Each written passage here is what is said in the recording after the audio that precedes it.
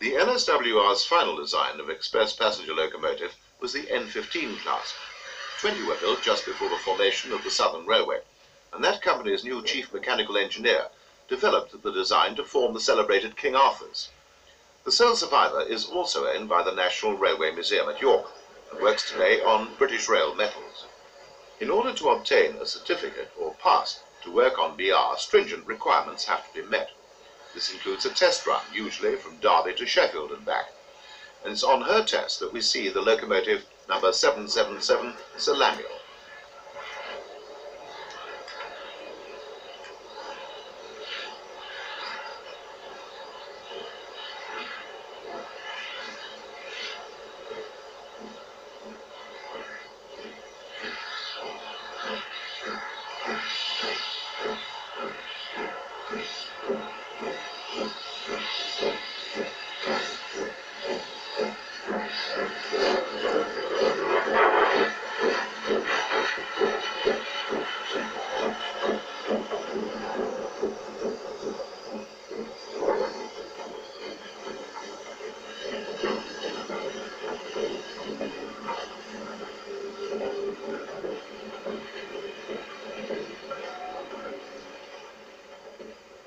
The test route includes severe gradients either side of Sheffield Station, and the 460 was halted halfway up Woodhouse Bank on her trial run.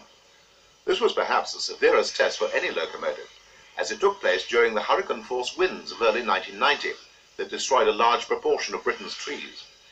A stop and restart on a bank is a good test for any locomotive.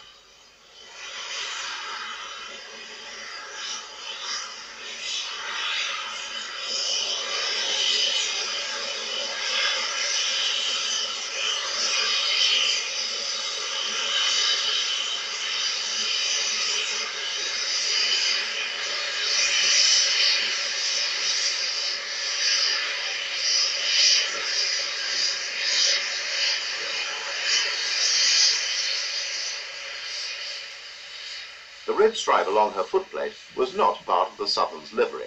It had been added for a television appearance.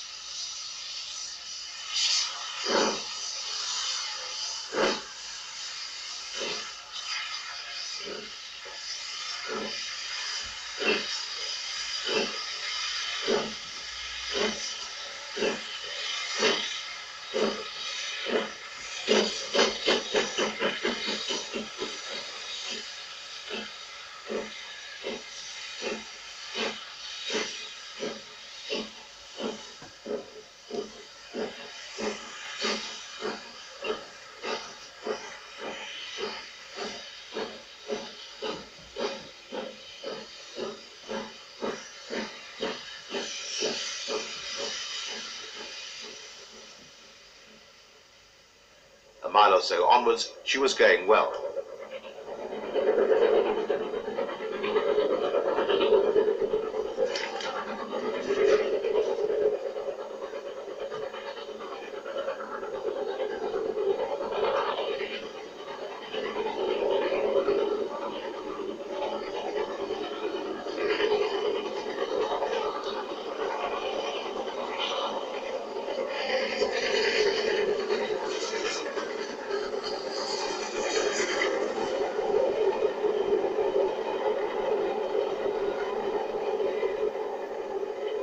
Having passed the test, the engine was taken back to her preservation place at Hull and repainted into the correct livery with her nameplates added.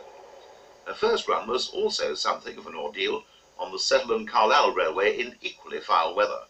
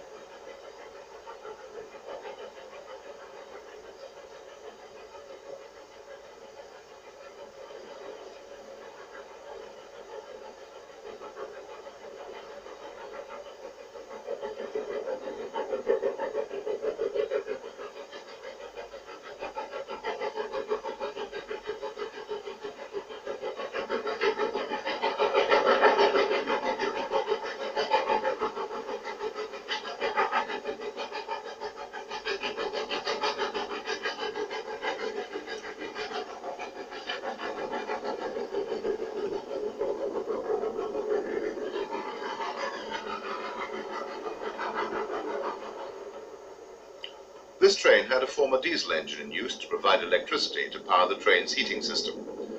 By the time of our next view of the locomotive on the celebrated long drag of the Settle and Carlisle, a generator had been installed in one of the coaches, providing a memorable spectacle of the engine battling against different aspects of the forces of nature.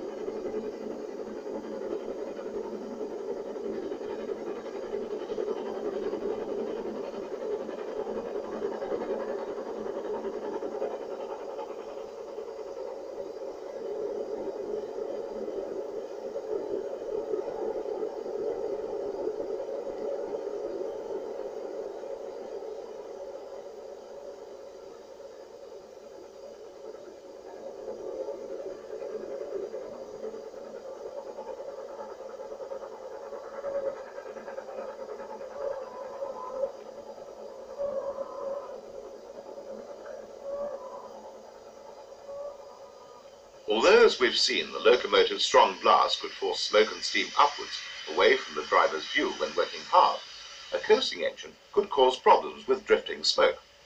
This was addressed in southern days by the fitment of smoke deflectors, plates alongside the smoke box. The result was a very different-looking engine, and was mirrored in preservation when deflectors were refitted for the engine's workings in North Wales in 1991.